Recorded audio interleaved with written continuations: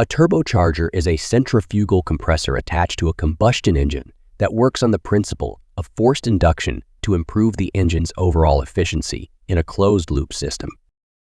In a naturally aspirated combustion engine, air at the atmospheric pressure level is drawn inside the combustion chamber during the intake stroke.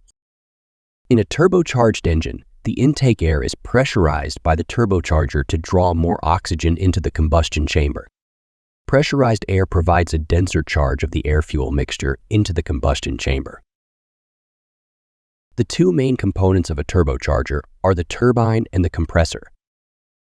A turbine in a turbocharger is the component that draws exhaust gas from the engine's exhaust manifold.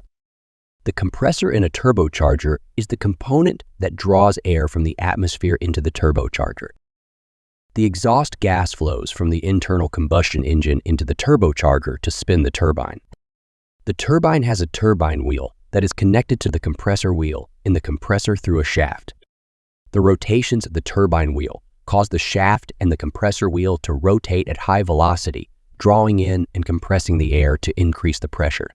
This increase in pressure is known as the boost pressure.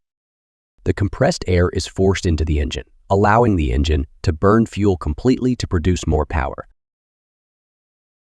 The advantages of using a turbocharger include increased power output without an increased engine size, better fuel economy due to increased air density, wide range of power outputs from the engine, and provision to downsize the engine without compromising on the performance.